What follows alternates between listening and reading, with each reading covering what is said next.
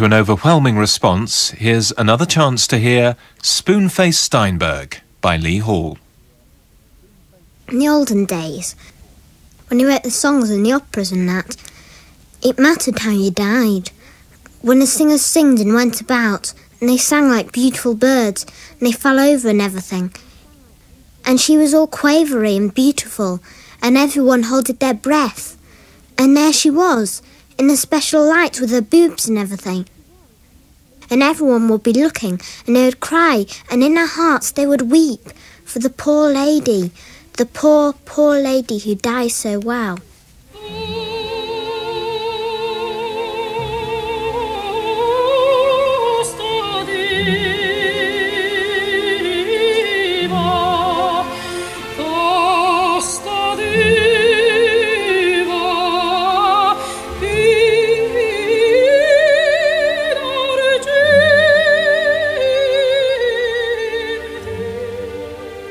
And if I could ever grow up, I would be one of them sad singers and do the dying, and everybody would clap and cheer.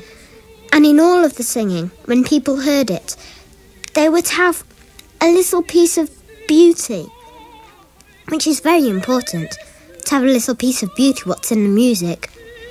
And this is what I realised. Even though the beautiful singing is sad, it is still happy in a way.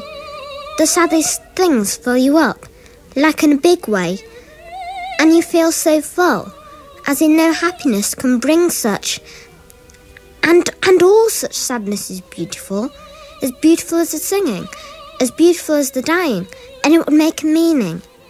And I would sing the dying, and people would love me. And I would sing the dying, and out come the angels to take me away. And I would sing the dying, and there would be a lovely piece of beauty in the world. And I would sing the dying and be as free as a little bird floating up to heaven. Never heard such sing before, except for when Dr. Bernstein brought the tapes. Even though the other children like such music as Take That and that. Even one little girl has this tape of Take That, and Take That sends this picture, and they are all blowing her a kiss, and all she ever does is play the music, and she can't even hear because she's in a coma. And then Take That made her a tape which said, "Hello, this is Robbie," and she still wasn't better. And I said this was no surprise on account of the tape, but I play the proper music, as it is so sad, and it is about the dying, and it makes me so clear. I was never right since I was born. This means that I do very bad writing, and that I can't speak proper, and that I'm backwards, and that I am a special child. But why is a mystery for what they have not got an answer. But Mam said, when I was born it was at a dark night, and it was raining and thundery, and all the cats and dogs and things were under the tables, and the wind was screeching round everywhere, and everything was quite horrible. But I didn't mind because I was just little, and I was in a hospital. And Mam kissed me, and when she looked at my face, she noticed that it was round. And everyone came and looked at my face, and they laughed and said I was Spoonface, because when they looked at my face, it was round as a spoon. And when you look into a spoon, you see this face just like mine. And that is how I came to be Spoonface Steinberg, because my other name is Steinberg. But I never even knew, because I was just a little baby, and all the stars and planets were moving inside of me, and I was looking up, and the world was as bright as colours, and as shimmery as light, and I was just a baby. And when you're a baby, you have a soft head and that's what makes you backwards.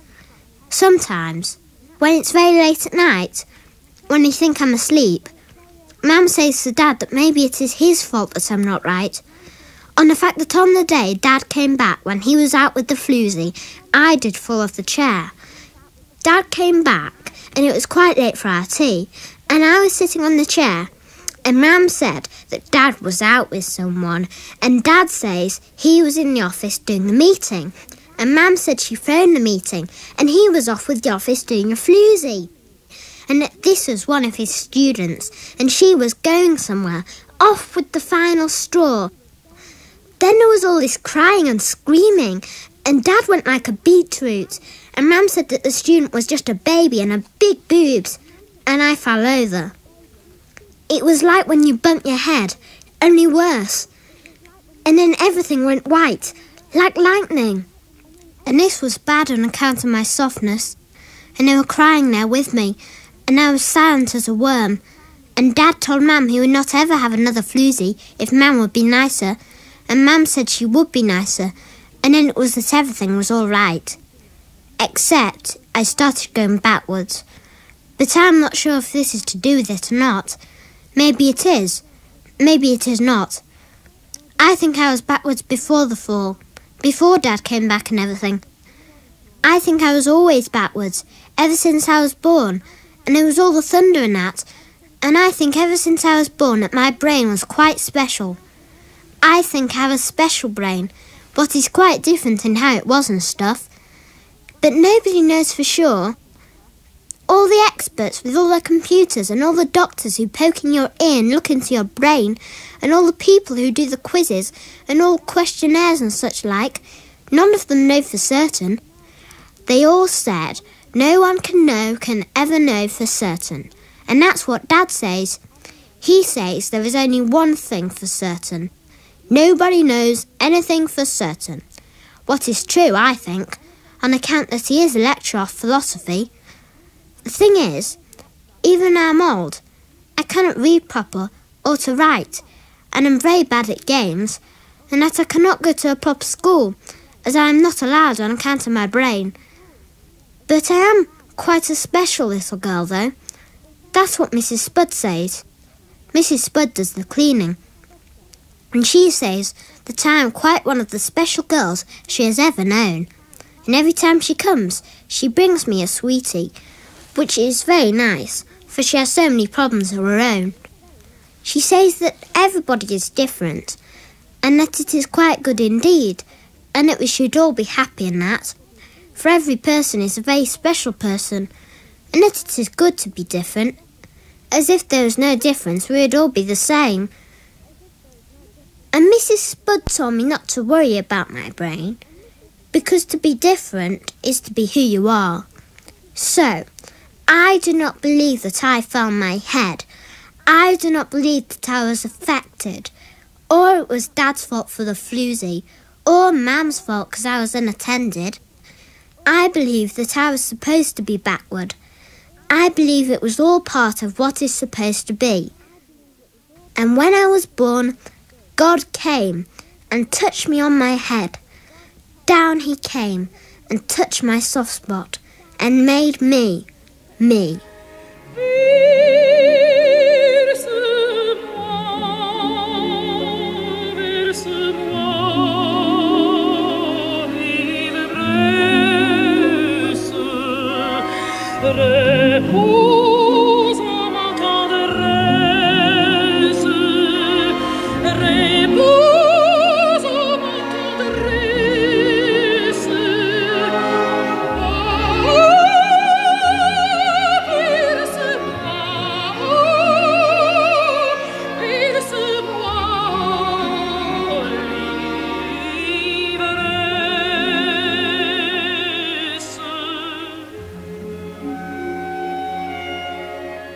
One day, I started to do the numbers.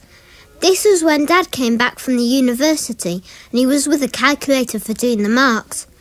He was sat doing the marks when he said two numbers, and I went 42, because it was the answer of the two numbers. And then he goes, goodness me. And then he said two more numbers, and I said 147, which was another answer. And then he did more and more.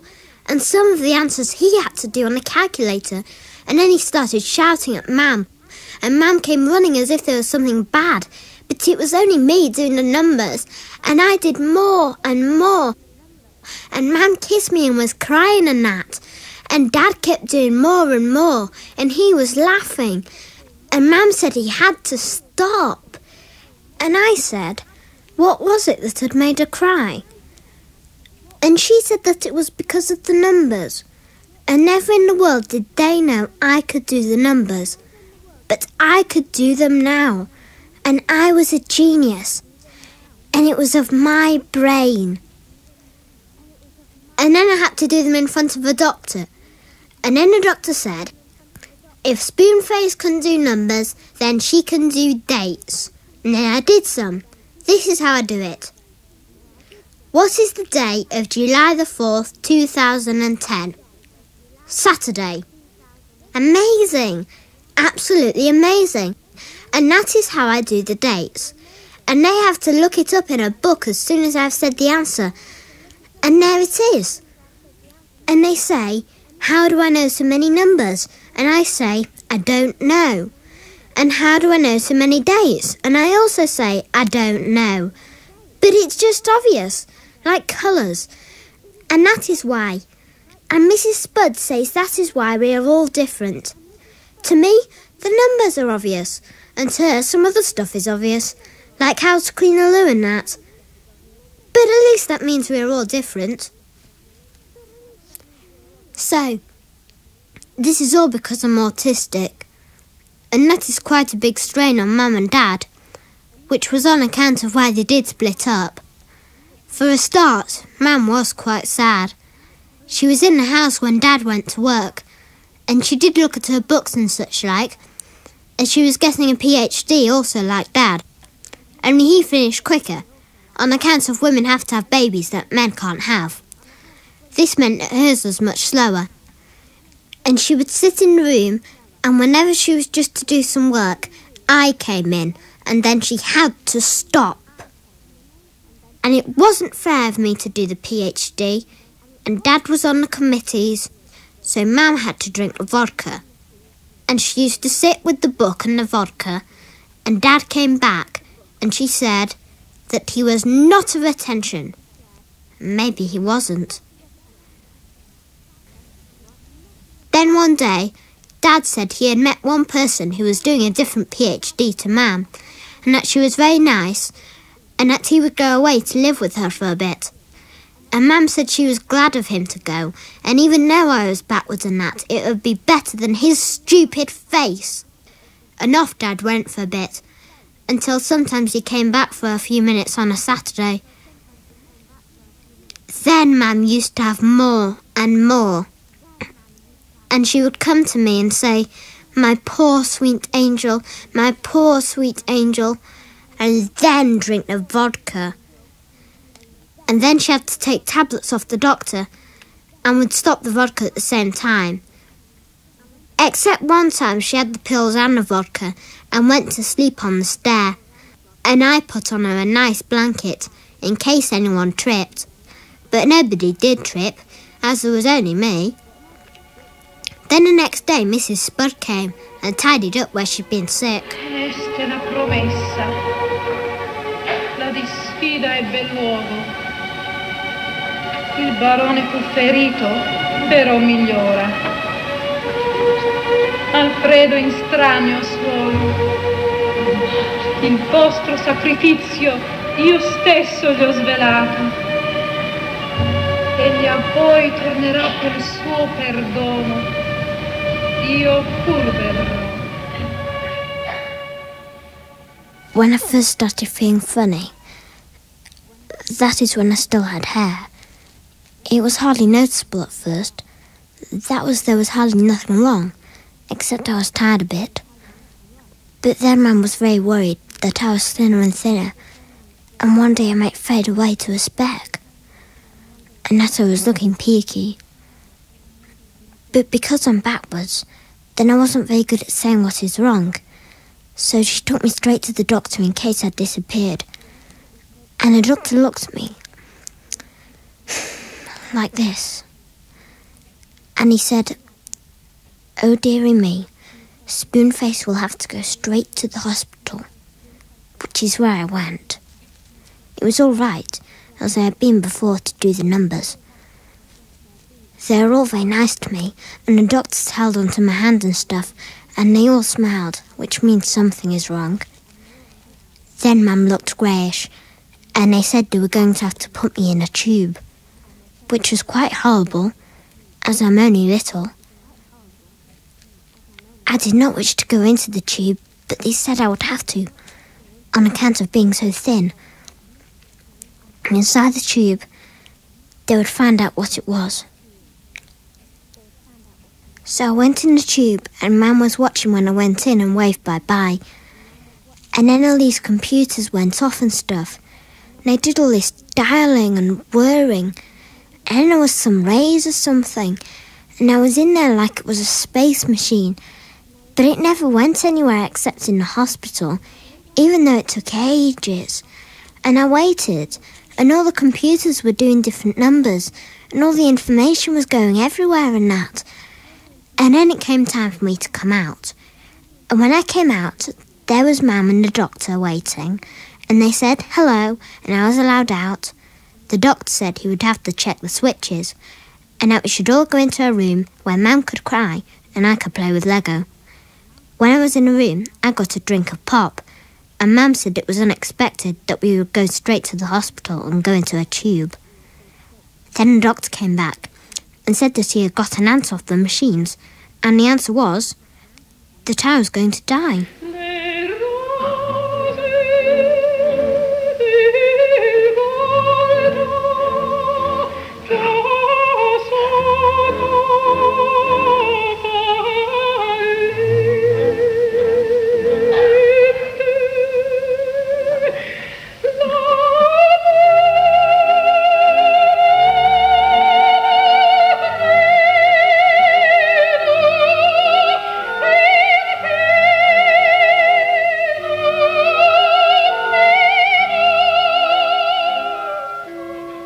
Mum looked very sad and said the doctors must have wonky computers and that they needed to put me in a tube again. But then they said how the computers were only new and that they were very expensive, and it was definite what they said. And it was that I was still going to die. Only they said there was hope, that there was always hope. And anyway, it would take a long time for me to die. So I went home for some tea. When we went home in the car, there was rain and wind and everything, and we passed this accident where a man on a motorbike had got his head smashed off. And Mum said that even if I was supposed to die, there would still be hope, because there were millions of people that were saved by God every day, even if the poor man was smashed on the road. And so it was better not to be too worried about it. So I said I wasn't worried, and we had fish fingers. Then Mum had to phone Dad. He was with the graduate in a little flat and everything. And Mum rang, and the graduate answered and said that she would still like to meet Mum, as there was no hard feelings, but Mum said she had to speak to Dad quick. Normally, she used to shout at him saying, "What did I do? What did I do?" But this time, she said to the graduate to get right off, as she needed to talk to Dad immediately. Then on came Dad, and Mum said there was something terrible wrong with Spoonface, and that she'd been in a tube and had been playing with the Lego, and they said she was going to die and he must come at once. And then she put the phone down. And Dad came and said this was the last thing he expected, especially as we had so many troubles. And he kissed me, and he also kissed Mum and said what such troubles we had. First, I wasn't born right, and that even though I did numbers, I wasn't very good at games and stuff. And then he went off with a graduate too young for him and stuff, and Mum was living here with only me, and now I was going to die. Mum said she was sorry, and that deep down she really loved Dad. And Dad was sorry that he really loved Mum, and they all loved me over and over. I was supposed to be asleep by now, but I could hear them, and of everything they said, it was so terrible for everyone, and this was the change of everything. And then they came in at the door and looked at me in the dark, where I was supposed to be asleep. And I was lying in my beautiful bed with all the covers up, and they would stare like this at me and have their arms holding each other. And they whispered that I was a poor little soul, but they never knew I was wide awake and I could see them through the crack in my eyes, not to scare them.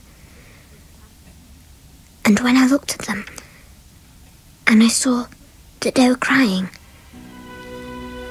and then Dad said, there I was, fast asleep, not a care in the world.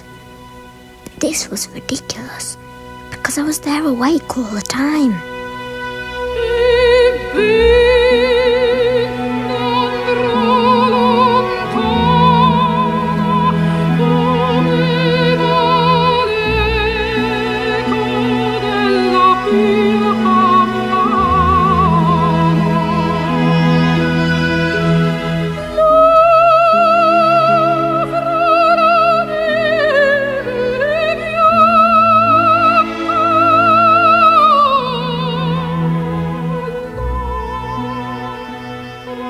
After a while, Dad came back to see us quite a bit.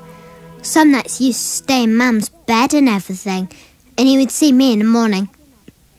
And the PhD said that she had a new boyfriend who was quite young and played in a musical group, and that Dad was quite old to be living at her house, and Dad was to live all alone, except when he came to see us.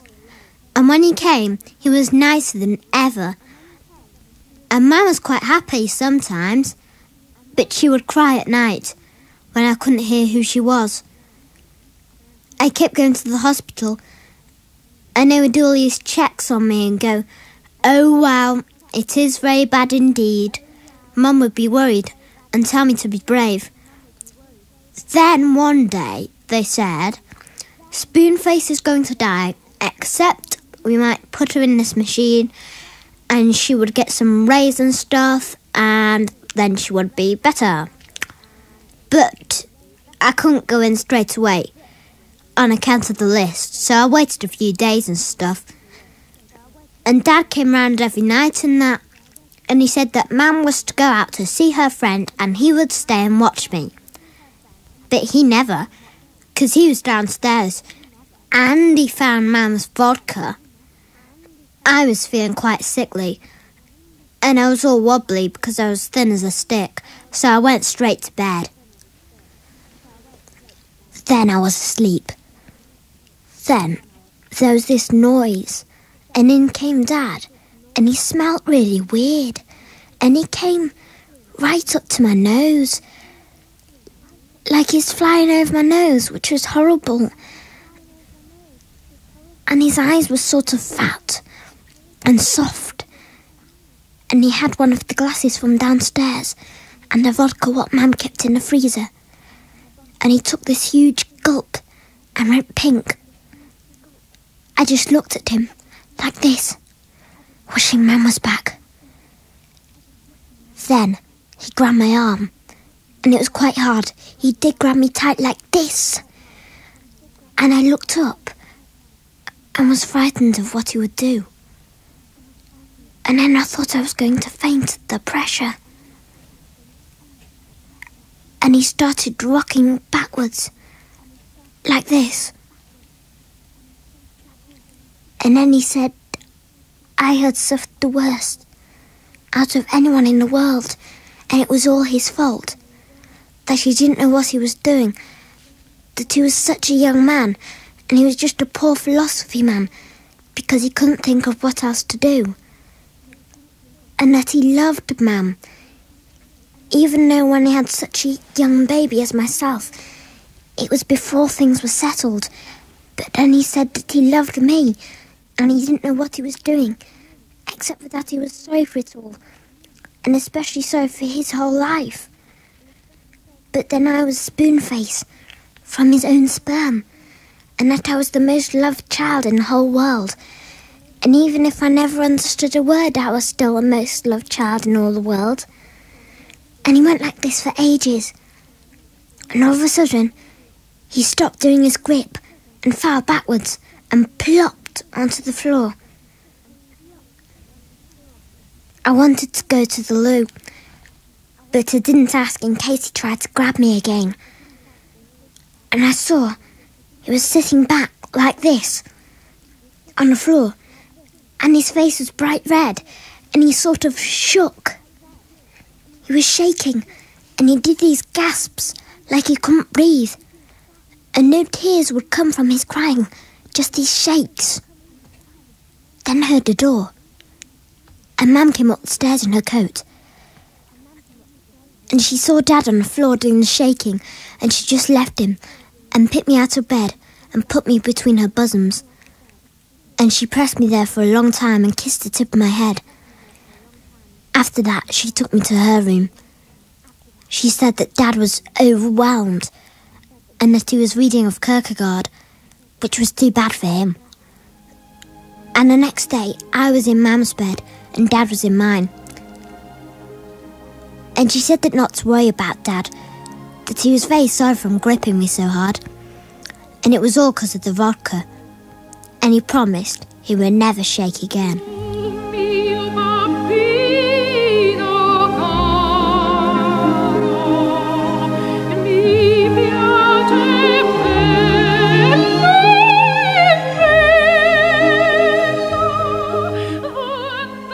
I love the beautiful women who do the operas and how they sing and they flutter their voices like this, because it is the saddest things are the best things of all.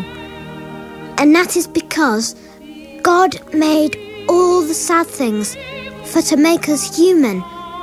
And this is what Dr. Bernstein said at the hospital when I went in. He was quite old and stuff, and he said that I was very brave, and I should be very brave, because when his mum was little, she was very brave as well, even though she was in a concentration camp.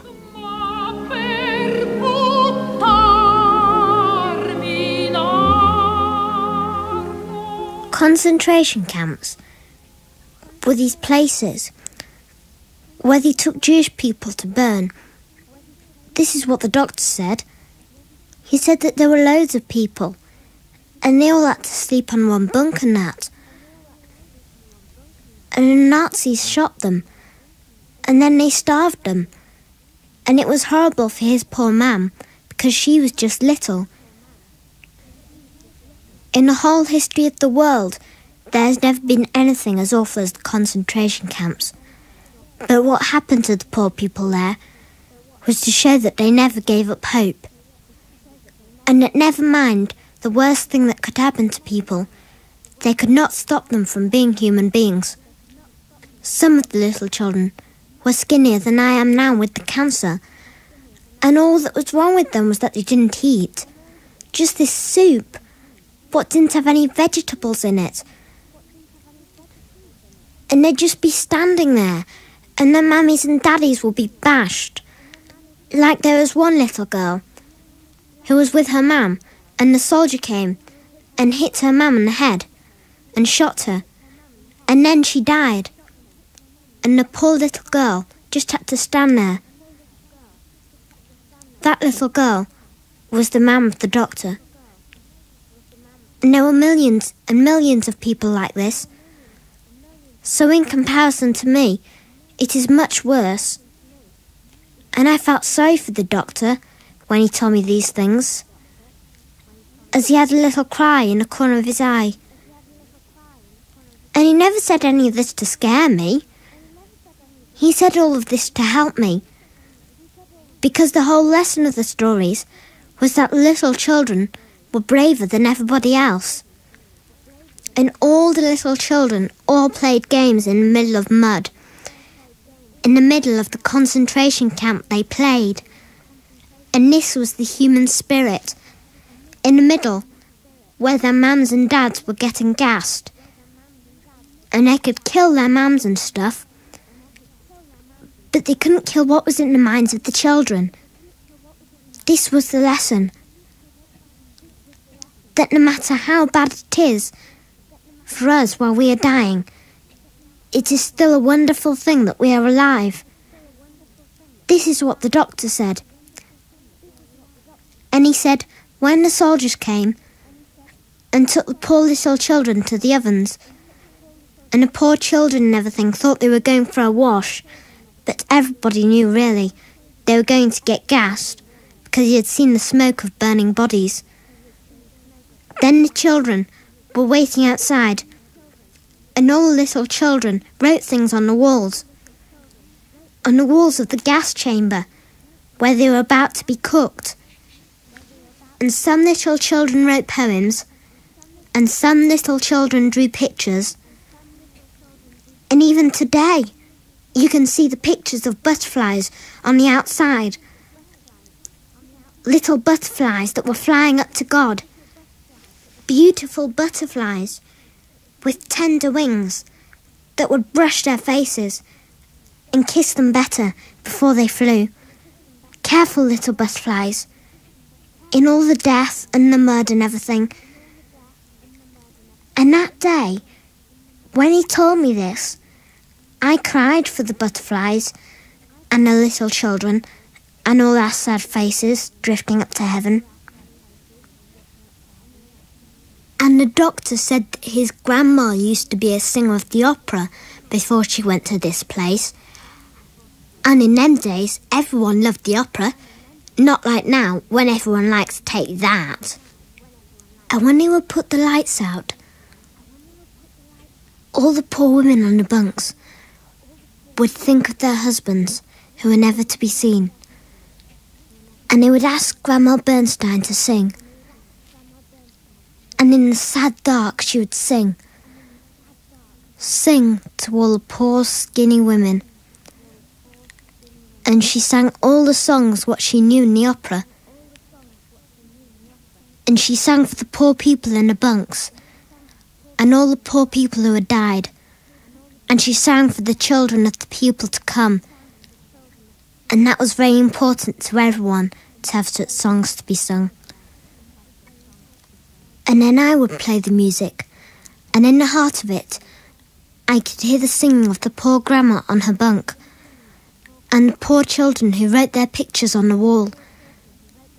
And even in the darkest place, there was someone with such a beautiful song to sing.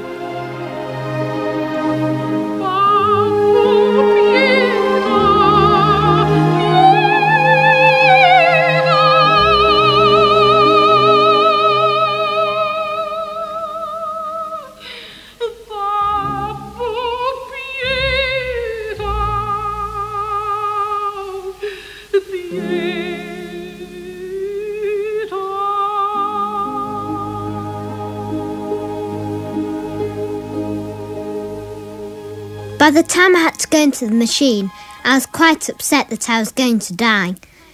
But then Mum told me not to be, because it would zap me.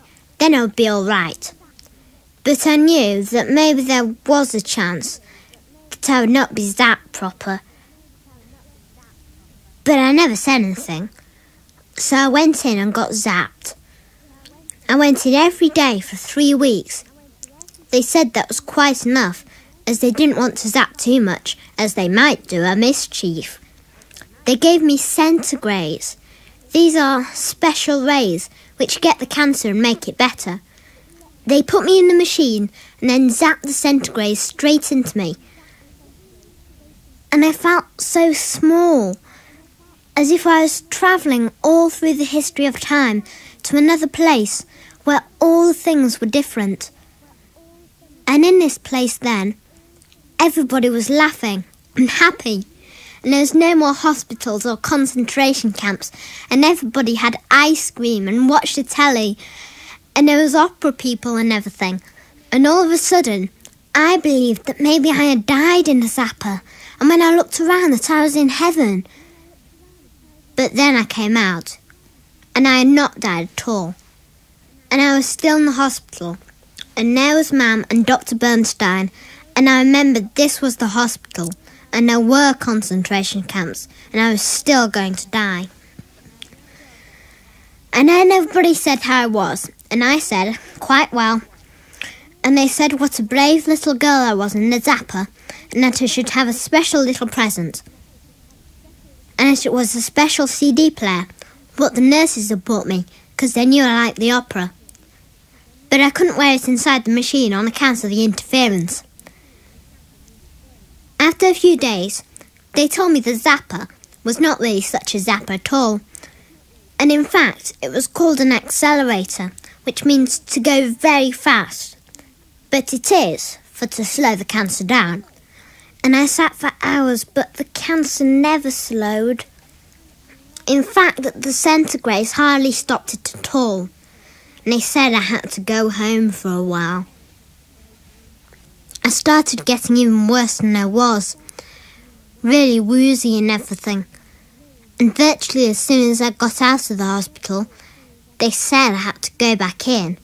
This time, they said there'd be no more machines and stuff, but they would give me this special thing in my arm, and that would make me sick and have diarrhea, and all my hair would fall out. This was the chemicals and such, and they said that if that didn't save me, that was that. So I went and had the diarrhea, and they put the thing in my arm, like a tap, which they had all bags and special machines, which had these chemicals that they put in my arm and made me ill. I was feeling quite sickly, and then I had to have this medicine to stop me puking up. It's quite hard to have the diarrhea and want to puke up at the same time, because you don't know which one to do first. And this was called a side effect, but it affected all over. And I would sit in the bed with the arm thing and my new CD, and then I would poo myself, and my hair all fell out, and I was quite weird. Then one day Dad came, and he had this hat for me to wear. Had a picture of these opera singers on the front, and I wore the hat even though I was inside. And every day I was sicker and sicker, and I goes to God, "Please, God, why are you making me so sickly?" And I never found out, because he never said. Then I was quite depressed, and my eyebrows fell out. Dr. Bernstein came to see how I was, and he said it must be horrible having diarrhea, but I said I didn't mind that much. And anyway, that's what Beethoven had when he wrote his music. He had diarrhea and deafness, and he was quite ill a lot of the time. But he wrote the beautiful music, and the doctor said, "How did I know such things?" And I said, "Someone told me what looked at my tapes." Then Dr. Bernstein said that there was this man, Job, and he had a horrible time, except he put up with it, and he was all right. Dr. Bernstein said that Job was a Jew too, so was Jesus, and so was all these famous people, and that there was a lot to suffer in the history of the world, which is true. One day he came to me and took off the drip, and said that the good news was that my hair would grow, but the bad news was I was still full of cancer, and there was nothing to be done. All the chemicals and the centigrades and everything was useless. When I went home, I was in bed a lot, and I used to watch everything through the window, and I had lots of time to be by myself and think about things and that. First, when Mum brought me home, then Mum said that I was a brave little girl indeed, because of my baldness and everything, and that my hair would be growing in soon. But then when there was Dad there and that, and he was allowed to stay on the sofa downstairs for every day that I was alive, then I was in bed, and then I would have the pills and stuff, which is called morphine. And I would be propped so I would look out of the window. Then she said that she did hate God, and how could he do such a thing to poor Spoonface, who was in bed, which was me. Only I could hear and everything. And Dad said to her for to be philosophical, and Mum said that philosophical should just go away, and that she did hate God, as basically God is a bastard. This is what I heard. And then I looked up and saw the wind.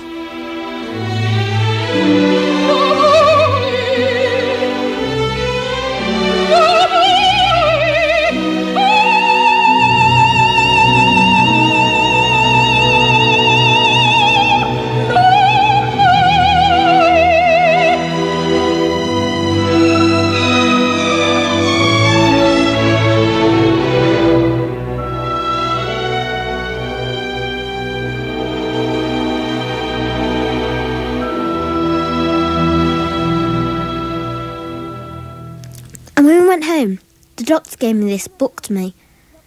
But I can't read, so I had to get Mum to read it to me. And then I found all this stuff out. Like I had to pray to God. And that this would help get on his good side.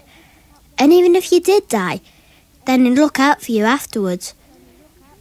And in the book, it said that there was different ways you can pray. There's like when you get up and sit and say things. That's one way of praying. And then there is like you go to the synagogue and then everybody does it all together and that. And then there is this different way that was invented by these people in Poland quite a while ago. This is when everything you do is a prayer. And you have to do everything you do the best you can. Because it's not just normal. In fact, it's a prayer straight to God. When you smile, that is a prayer. When you talk, that's a prayer. When you walk, that's a prayer. When you brush your teeth and when you give someone a kiss, and mums and dads when they go to bed, that is a prayer. And when you pray, that is a prayer. And when you spit, when you suck, when you laugh, when you dance, when you snore, everything you do is a prayer. Especially what you do when you meet other people. Because all the people in the world are in God's kingdom. And it doesn't even matter if they're Jewish. And all the animals, all the birds and bees and fishes and swans and llamas and piglets and worms and trees and buses and cars and people and that. Because when the world was made, God made it out of magic sparks. Everything that there is was all made of magic sparks. And all the magic sparks went into things, deep down, and everything has a spark. But it's quite a while ago since it was made, and now the sparks are deep down inside, and the whole point of being alive, the whole point of living, is to find the spark. And when you meet someone and say hello, or if you tell them a joke, or when you say that you love them, or try and help someone, or you see someone who is sad or injured, or maybe they've lost all their money or have been battered up, or maybe they're just a bit glum or hungry, or you ask the time, or maybe they've missed the train. All these people, all they need is help to find the spark. And the people what invented this, the Hasids, a long time ago, when he saw people that were having a chat, they saw the sparks jump in the space between them. The sparks were jumping like electricity. Sparks God put there. And the sparks were put there for each other, because God wanted people to find them in each other. And doing this, making sparks, this was to pray. And the old people, a long time ago, they saw the sparks. And when people met, and the sparks jumped right up into the air from the place they were hiding, and they leapt up through the firmament and through the clouds and past the sun, and they shone over the whole universe. And when people kissed, there were sparks. And when people held each other, there were sparks. And when they waved as they were going away in a car, there would be sparks. And they would all be prayers. They would all be prayers for the babies and the sad people with cancer, and for the kings to be good, and the experts to be clever, and all the mums and dads and the cleaning ladies and the milkmen. And if only you could see the spark, then there was a meaning. Because what was the meaning of anything? If you were going to die, what was the meaning of all the trees and the bushes and the famines and wars and disasters and even pencils or pens? What was the meaning of all these things?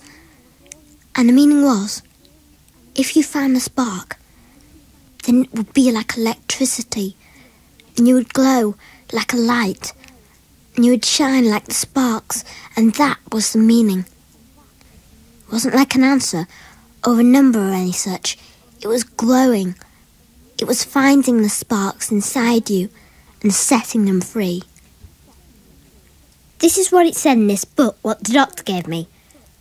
The doctor what's man was the little girl whose mum got shot. And it meant that the meaning that everybody thought was somewhere else was right here. And all you had to do was do the sparks and become like a light bulb.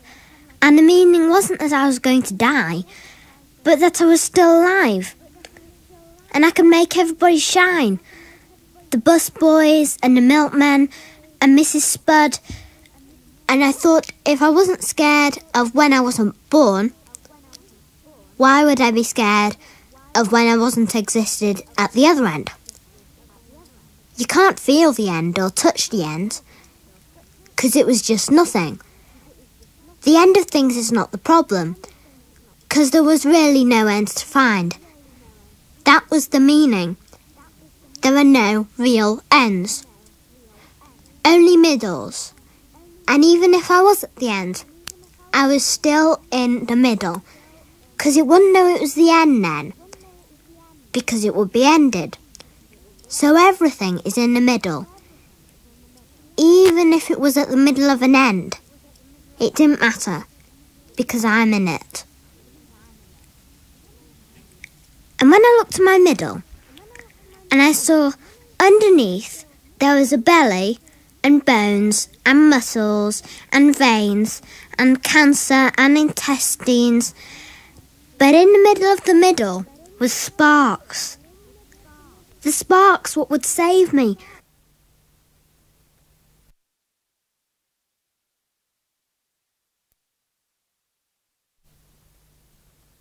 Heaven.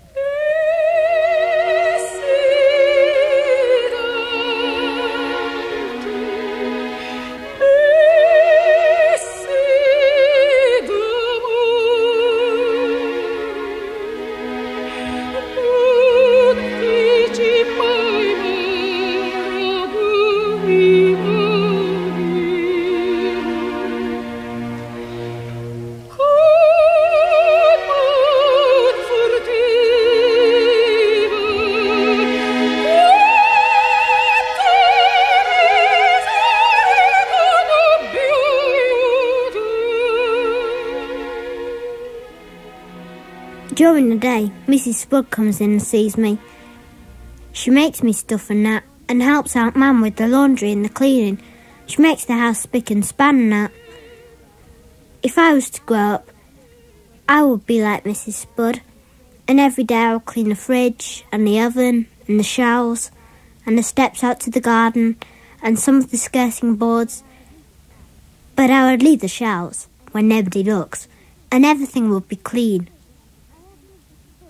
I asked Mrs. Spud where I got my cancer from, and she did not know. I said, I think I might have caught it off God. And she said, God does not have cancer as far as we know. I said maybe he's just not telling anybody. Mrs. Spud says that if God's got cancer, we're all in trouble. I think maybe he has. Or he has not. She said she has a son who is a little angel and a husband who is dead. He had the cancer too, only his was of a difference. She did weep when she told me about him, and how when they were just children they met and he kissed her on the neck and that. And on those days that the sun shone forever. She said that the trouble is, when people are around, you forget that they're quite special, and when they're gone, it is too late to tell them, and you must always tell them. She said there was nobody like her husband, and that he was a very kind man to her. And when she spoke of him, you could tell, as her eyes were sparkly and her breath was warm. And although he was gone away, he was also here, and that every day they had a little chat. And how was the weather? And in heaven it never rained. And she said we would all be there in the same place one day. And maybe I'll get to meet him. I said I didn't know if I could go there on account of being Jewish, but she was sure I would. His name is Mr. Spud.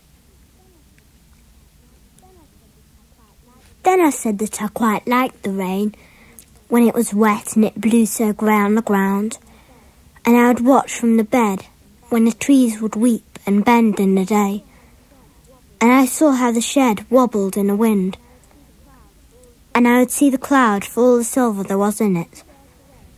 And every day of the rain, the sun, even in its little bits, made the world spark like diamonds and glisten in the weather. And if I was in heaven, there would be no dull to shine out in the sad days.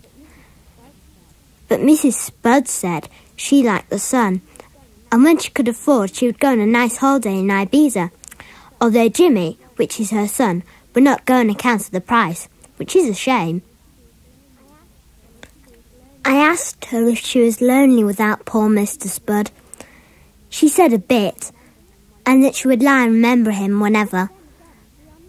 But then again, we are not gone. Then I said, did she see that there was blackness?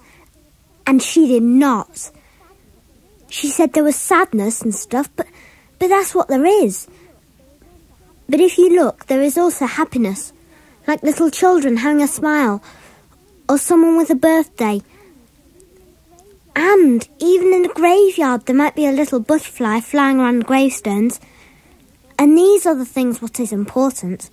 And poor Mr. Spud would be sad in heaven if he thought that Mrs. Spud didn't look at the day and see that in the trees and in the sky there was a little piece of heaven. I felt sad for Mrs. Spud, as she had 3 hungry mouths to feed, her and Jimmy and someone else. And one day she came into my room to do the hoovering, and I had pooed in my pants, and it was a disgusting smell, and she cleaned my bum and the bed for me. And I made her a card the next day, and it said, "I love you, Mrs. Spud." And she cried. And she cried when she got it. She said, "What a lovely card." And I said I did my best considering the crayons I had, which was not very many. There was no blue, so there was no proper sky. But she said it was quite a beautiful card for a cleaner.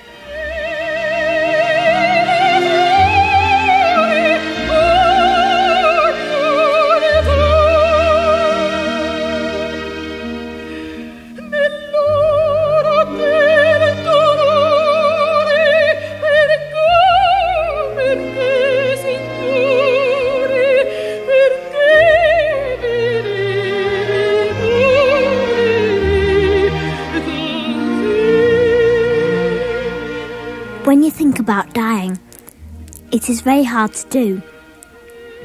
It is to think about what is not. To think about everything, there is nothing. To not be, and never to be again. It is even more than emptiness.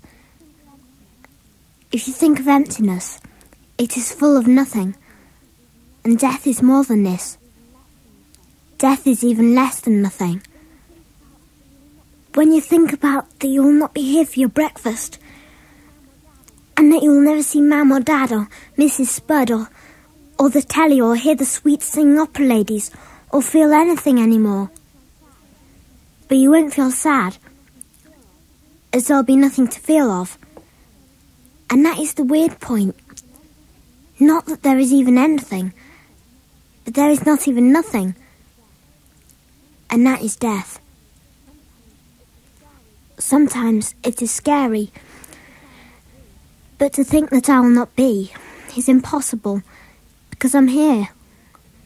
And when I'm not here, there will still be cows and grass and vegetables and radios and telephone machines and cardiologists and soup tins and cookers and hats and shoes and Walkmans and tiny tears and synagogues and beaches and sunshine and walks in the rain and films and music and my coat and my shoes and cars and underpants and necklaces and my mum and dad and flowers. Everywhere there'll be something in the whole world. Everything will be full, except me. And there isn't even a hole somewhere where I used to be. And apart from people what remember me and what I was like, there is nothing missing from when I was here. There is no space in the universe where people have dropped out. It is all filled in as full as ever. There is nothing to know, as is everything that there is all around us. There is nothing to know, because there it is. In the world, everything is divided. Everything divided, one from the other, one from the many, from the mother and from the father. There is day and night, and black and white, and all these things. But in the very beginning, and in the end, everything will not be divided. And there'll be no me or you. There'll be no this or that, no little puppy dogs or anything. There'll only be that everything is the same, and every moment is forever. And it will shine, and it'll be everything and nothing.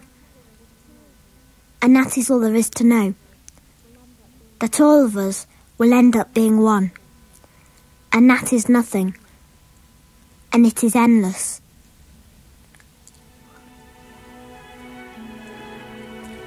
Blessed and lauded, glorified and lifted and exalted and enhanced and elevated, and praised be the name of the Holy One. Blessed be He, although He is high above all blessings, hymns and uplifts that can be voices in this world. May His name be blessed forever and ever.